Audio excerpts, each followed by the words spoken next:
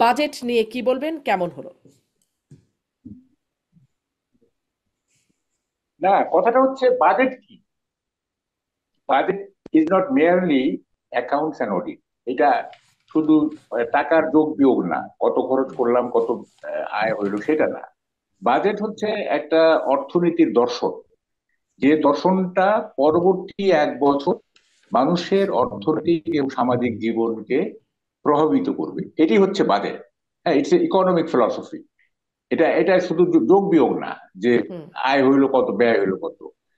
এখন এই যে বললাম অর্থনৈতিক দর্শন, রাজনৈতিক দর্শনটা যদি ঠিক না থাকে, শুধুমাত্র অর্থনৈতিক দর্শন দিয়ে পরবর্তী 1 বছর মানুষ ভালো থাকতে পারবে না, নাম্বার ওয়ান। 2 নম্বর হচ্ছে বাজেটটা কেমন হলো। দেখেন, এই প্রথম আলো লিড করছে যে স্মল বাট নট বিউটিফুল। এটা হচ্ছে তাদের লিড বাজেট আর কি। হ্যাঁ, তো এটা আমার কাছে খুব ভালো লাগছে। আমি কালকে একটা টেলিভিশনে বলতেছিলাম যে, মানে স্মল অর বিগ, হ্যাঁ, ইট little matters, weather it is beautiful or not, that matters.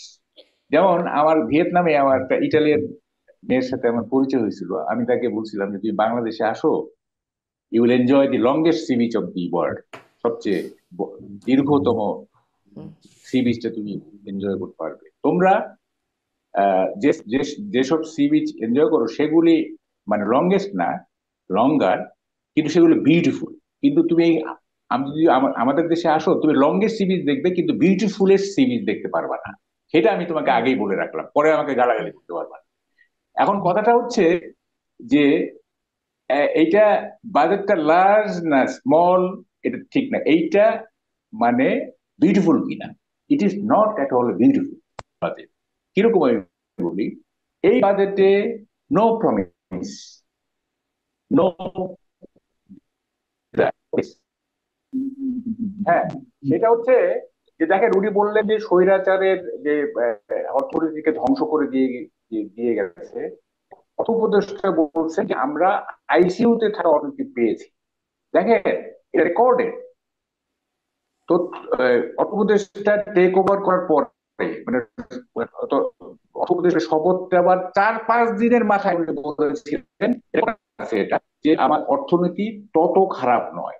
Exactly those were দি ওয়ার্ডস। অর্থনীতি তত খারাপ নয়। যিনি বললেন যে অর্থনীতি তত খারাপ নয়, তিনি এখন বলতেছেন আইসিইউতে রাখা অর্থনীতি নিয়ে আমরা কাজ করতেছি। এবং আমার সহ আলোচকও বললেন যে স্বৈরাচারের তো তাহলে অর্থ উপদেষ্টা ওই কথাটা কেন বলছিলেন? উনি কি অর্থনীতি কম বুঝেন? উনি কি অর্থনীতি, বাংলাদেশ ব্যাংকের গভর্নর ছিলেন। ইয়ে কি বলে যে সালুদ্দিন সাহেব, সে তো বিরাট অর্থনীতিবিদ। দেখেন, সবচেয়ে যেটা, এই যে এটা আমি খুব প্রশংসা করতেছি আমার সহ আলোচকের, উনি কর্মসংস্থানের কথা বলছেন। হ্যাঁ, আনএমপ্লয়মেন্ট দূর করার কোনো দিক নির্দেশনা নাই, কোনো ক্যাটাগরিক্যাল কথা নাই। অথচ এই ইউনূস সাহেব যে 0.3 সেল করতেছেন গ্লোবাল মার্কেটে, সেই 0.3 2 নাম্বার হচ্ছে আনএমপ্লয়মেন্ট, পভার্টি, আনএমপ্লয়মেন্ট, কার্বন, এই তো তার 0.3, তাই না? তাইলে উনি গ্লোবালি যেটা সেল করতেছেন আনএমপ্লয়মেন্ট, সেইটা তার নিজের দেশে, মানে এই আনএমপ্লয়মেন্ট দূর করার জন্য কোনো দিক নির্দেশনা নাই, বাজেটে কোনো ধরনের কোনো মানে সুনির্দিষ্ট কোনো রূপরেখা নাই, কোনো মানে, তাইলে তাহলে কি মানে, ওনার বিলিফের সাথে ওনার কর্মকাণ্ডের তো কোনো, বা বিলিফ আমি বলবো না, ওনার যে মানে কি বলে যে বাগাড়ম্বরের সাথে ওনার যে বাস্তবের যে কাজ, সেই কাজের তো কোনো আমরা মিল দেখতেছি না। হ্যাঁ, ওনাকে তো অবশ্য উনি কি বলেন, ওনার বক্তৃতাগুলি কি, যে ছাত্র, দেখেন এটা অনেক লং ডিসকাশন শারমিন, আপনার তো সময় নাই। উনি ইয়াং জেনারেশনকে এন্টারপ্রেনার হিসেবে গড়ে তুলতে চান, এটা সবসময় উনি বলেন যে জব করার, জব করে কারা, জব করে অপদার্থরা, সবাই এন্টারপ্রেনার হও, এন্টারপ্রেনার। এন্টারপ্রেনার হইতে গেলে তো আমি যে এমপ্লয়েড হব, আমি যে এন্টারপ্রেনার হব, সেইটা পরিবেশ লাগবে না আমার? আমার তারিখে আপনি যে বক্তৃতা দেন যে এন্টারপ্রেনার হও, তারপরে তো, হ্যাঁ, আনএমপ্লয়মেন্ট দূর করার তো আপনার মেকানিজম লাগবে, তাই না? তো হুম। সেগুলো তো নাই। এইসব না খুবই হাস্যকর, বাগাড়ম্বর এগুলি। হ্যাঁ, খুবই দুঃখজনক ঘটনা। এবং মানে আমরা তো দেখতেছি, মানে এই যে অবস্থা দেখেন, মানে এই এই কথাগুলি কে বলবে বলেন? আমি তো আমার সহ আলোচকে 3টা প্রশ্ন করতে চাই। আপনি সবাই দিলে যদি চিন্তা করতে, প্রথম প্রশ্ন হচ্ছে যে এই 9 মাস ধরে যে মব হইলো, হ্যাঁ, সেই মব প্রতিহত করার ক্ষেত্রে আপনারা এনলাইটেন্ড সোসাইটি সেকশন হিসেবে আপনাদের ভূমিকা কি ছিল? এবং কোনো কোনো ক্ষেত্রে দেখা গেছে আপনারা নিজেরাই মত তৈরি করছেন, অথচ আপনারা ইউনিভার্সিটিতে পড়া, মানে দেশের সর্বোচ্চ শিক্ষাপীঠে পড়া enlightened section of the society. এক। 2 নম্বর হচ্ছে আপনারা কেন ছাত্র সমাজকে তাদের ইনস্টিটিউশনে লেখাপড়ায় ফেরত যেতে বলেন না? কি কারণে?